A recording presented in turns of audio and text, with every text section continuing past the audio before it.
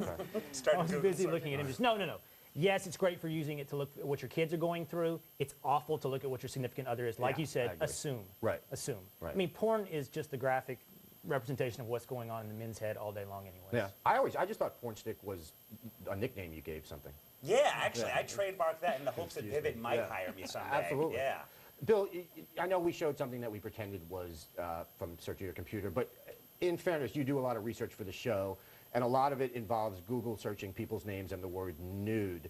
Do you fear the porn stick? I don't fear the porn stick because I am currently available and have been for quite some time. If I were dating, I also wouldn't fear the porn stick just for the fact that I'd be dating. So hopefully I wouldn't be looking, I would be doing. But right now I'm just looking. Yeah, you'd be doing both, though. Wow. Yeah, I would hope, yeah. TMI. Okay. Right? Sorry. All I'm right, doing way too much confession right now. Before we go to the break, could he be any more Barack? I speak of Ilham Anas, an Indonesian man who looks strikingly like President Obama. Time magazine interviewed him recently. Ow. And check this out, it's more than just similar appearance. Anas smokes, just like Barack. He's now a celebrity in his home country, like Barack. I never dreamed to become a star. After that, almost every day, my telephone always ring and ask me to become a star. Itu yang saya cari. Ini inako kolang-kaling.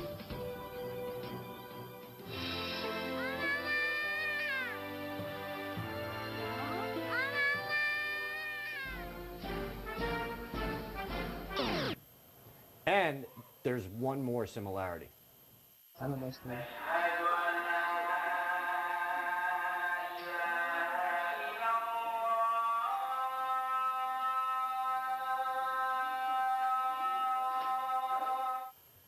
Yeah, impersonator my ass. He sort of looks like Obama halfway through hormone treatment. That was Obama, wasn't it? The jaw was a little weak. I don't know. Really? Yeah. The smoking, the celebrity, the Muslim. We'll see, but that guy was very upfront. It should have been more secretive. That's a good point. Yeah, thank you. All right. High binder Andrea, Bible. was that Barack Obama? I'd have to take a closer look at the footage. You would. So yeah. it's inconclusive as far as you're Yeah. concerned. Oh, yeah. Yeah. All right. Coming up, what major changes are afoot at Playboy TV? Speaking of feet, these heels are killing me. Stupid slingback. Good though.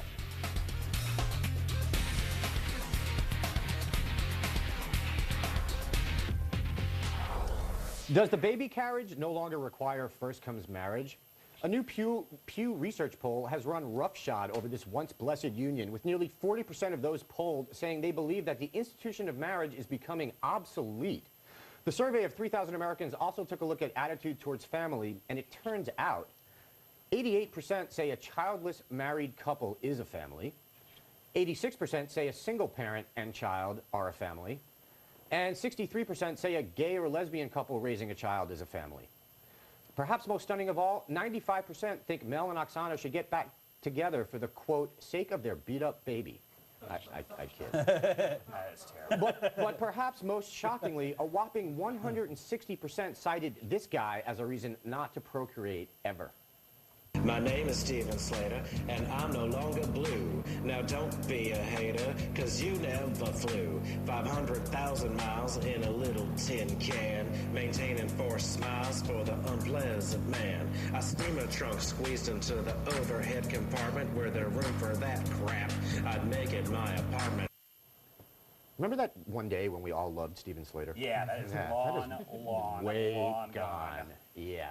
Hey, Bill, let's get the obligatory question out of the way first. Were you gratified that 63% say a gay or lesbian couple raising a child is a family? Doing a silent countdown in my head, waiting for that exact question, Andy. That's why I led with it. Of course I was. I was impressed that people were so open-minded about the various types of families that there are. And as far as marriage is concerned, I never really got the institution to begin with. I got it when we died at 30, but I never understood being with someone for, really over a year. Right. Yeah, that part just astounds me. I'm kind of with you with that. Thank you. Will, does it surprise you that 40% of people think marriage is obsolete? Yeah, I mean, look, is marriage no big deal? Well, only if the future prosperity and survival of your society is no big deal. If we want to be modern and cool and follow the path of Europe and Japan and say, oh, marriage is so passé, well, then let's just prepare to deal with their problems. declines in population, economic woes, loss of ideas and prosperity. Just be ready for that. So are you saying the fact that I'm single means I don't care about the future of our society? I'm saying you're Because contributing you're to the right. decline of the United You're States. absolutely right, my friend. Jesse, you recently got married, or as I call it, died a little bit inside. What did you make of this? Well, it's my first marriage, so just continue. Okay, all right. First of many, hopefully. No, but yeah, this is kind of weird that this study comes out like weeks after I just got married. You know, I do feel a little like Dana Vachon's family right after they joined the country club and then they desegregated it. I'm sure that was Absolutely awful. Absolutely awful. They still won't let Andy in, though, so he is happy about that. Yeah. Desegregating by race is fine. Yeah, exactly. Yeah. Sir, I feel you'd be more comfortable in a club in a different county. Exactly. Hey, Andrea, what do you think? Are Americans' attitudes evolving or the opposite of evolving, which I believe is unvolving? I think they're evolving, but I don't know if it's for the better. I don't really know. I mean, I really think, Will, you had a point. I mean, I think the economy plays a big role, and I think now they're calling this the man session. More women are actually going back to work. They're working, and they're saying, wait a minute, I don't need a guy. I don't need this anymore. And, you know, money's a big issue. You can't live off the love. So the women, they're splitting up over those things. And I think a lot of women who were married for the security and the cars and the vacation homes are saying, wait a minute, you're taking away my black card? No way. You're taking away my Corvette? I'm out of here. All right. Yeah. Would you're super I would like hot, to would argue you with that, only but want to I have? don't Would know you how. only want to focus your super hotness on one man for the rest of your life? Be a giver. Am I right? That's not a no. Case closed. Yeah. Also, what's the trend of putting man in front of everything, like man cave? Yeah, man session man is just vacation, awful. like, It's got to at least rhyme or be close to what the actual word is. But man session is not even close to recession. Mandals. That does Oh, not this is a work. man bag. I've never understood that. I don't get it. All right. So do you have a comment on the show? A good one, I mean?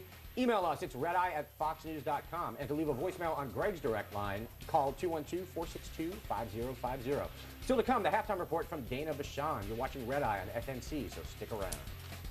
Tonight's halftime report is sponsored by Stunts, those feats of unusual strength, skill, or daring, often done to attract attention, publicity, or fame. Thanks, Stunts.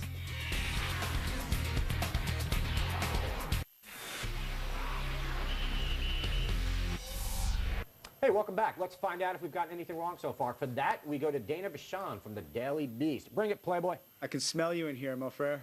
Appreciate it. It's powerful. Let's start off talking about Mr. Galani with our dear friend from the National Review, Will. That's me. I got a question. How is a life sentence good news for anybody? Well, you're right. You're right. In this respect, that practically the result was just fine for the United States. The problem is that what Andrew and I were saying, it's for KSM. So the fact that this guy got off on 284 of 285 counts, I don't know why he smiled. Maybe it was for that reason.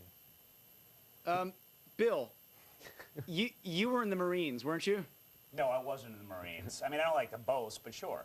But on to talk about KSM, don't you think that in some sense to try these guys in military tribunals confers more legitimacy on them as like worthy foes in in the ancient rules of combat than actually bringing them into a civilian courtroom, which is to say that they haven't formed anything at all? A, don't try to school me in the ancient rules of combat, please.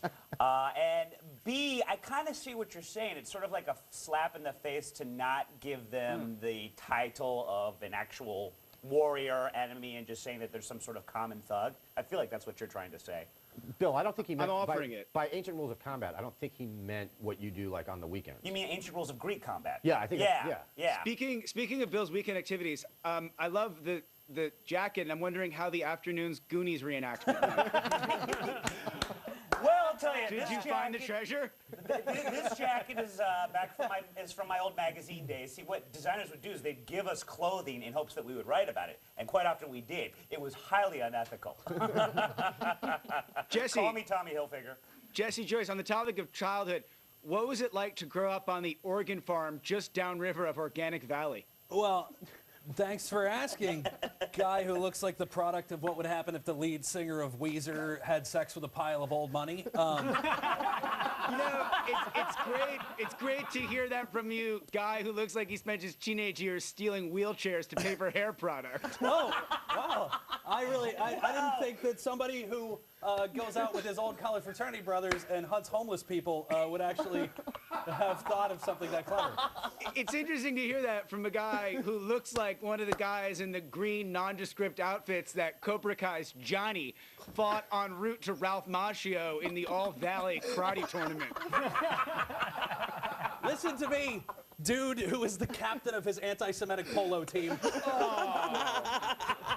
Just because you look like sailboat captain Eric Stoltz. You know, none of the guys in the All Valley Karate Tournament struck quite that low. Moving on. Speaking of genital impact, can we move on? Yeah, no. Go ahead, no, move keep on. going. No, Keep going. move on. No, we still have a thing at the end there. Yeah, we'll get back to this later. Don't worry. I'll point out later that you look like you've been to as many Chilean wineries as you have strip clubs. I'll address that later. So. Andrea, Yes. you were It's Andrea, but Andrea. go ahead, Donna. They're talking about these 5 private security firms to come in and replace the inept TSA. The 5 private? Yeah, they're these government-approved screeners. Okay, yeah. Are you at all familiar with the security concern of Schultz, and Ooh? I'm sitting right next to him. So yes, I'm actually very familiar with it. It's actually Schultz and ooh. Will. But you know what he's very familiar with? This. Oh, boy. Yeah. That's... It's my own weapon. It's my weapon on Saturdays. Guys, I'm getting the minute warning, and there are major things to talk about here. Will. Yes. You had interesting thoughts on marriage, but more immediately, you talked about how the GOP created the TSA, whose bloated uselessness is likenable only to that of a comedian. I'm wondering, isn't this a problem, like, where government's fear of the inevitable leads it to try to do the impossible? Dana, how dare you, with 1 minute to go, throw down some steep philosophy on me like that? I have no response whatsoever. Nothing at all? Jesse, give me one of those jokes, please. Well, you might want to say something about the fact that he looks like he probably signs his checks with a peacock feather. I don't know, maybe. And what's with the side bangs? Define side bangs. Exhibit A. Oh, sorry, that way. Right, Yeah, the swoop. I had that in third grade. I think that you're having all sorts of perception issues today, Andrea, which leads me to my question. What makes you called Andy Andrea. Why do you see yourself... Our name is 1 letter different. Is it really that big of a deal? Your name is 1 letter different? Andrea and Andrew. Find the letter. Isn't that his name? W versus A. And Andy. I don't want to interrupt here, but I call him Andrew. side bangs is what Ricky Martin does after he's saying she bangs. Yeah. Yes. Yeah. Side bangs. That was the B-side, Side I bangs. think. Exactly. Yeah. And this one's for the panel. We're talking about marriage, and I think Will actually is right. And Robert Wright in The Moral Animal talked about how 80% of cultures, or 70 to 80%, have been polygamous, and they've all failed because polygamy is really problematic. And it does cause a breakdown. The problem is America's all about individual liberties, and nowhere has it been written that marriage makes people in the moment happier, and Americans tend to live in the moment.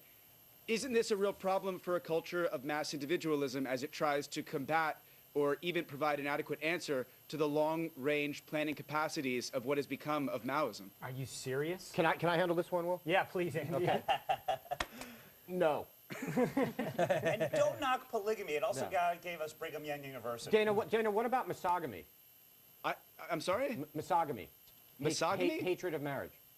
I don't. Oh, you've never heard that word, have you, No. Mr. Big Vocabulary? No. No. Interesting. It's made up. Clearly, you don't subscribe to the Word of the Day emails like I do. Andy, you teach me things all the time, and that's why I love you. I try. Back to you, my friend. Thanks, Dana. Appreciate it. It's being reborn by switching from porn. Playboy TV is taking a page from most of the women it features and having some work done. Yes, the channel, which has provided worthless softcore porn to men since 1982, is shifting its focus to the ladies. According to the New York Times, a fish wrapper, beginning in January, Playboy TV will make a move to a, quote, higher quality, female-friendly slate of reality shows with a programming block called TV for Two. It'll feature shows like Brooklyn Kinda Love, which follows the intricacies of 4 real couples' relationships, along with other shows about boring things like monogamous couples receiving advice on how to achieve greater intimacy. Playboy says that while its content will still be sexual, it'll look less like what people think of as pornography and will focus on intimacy, just like these guys.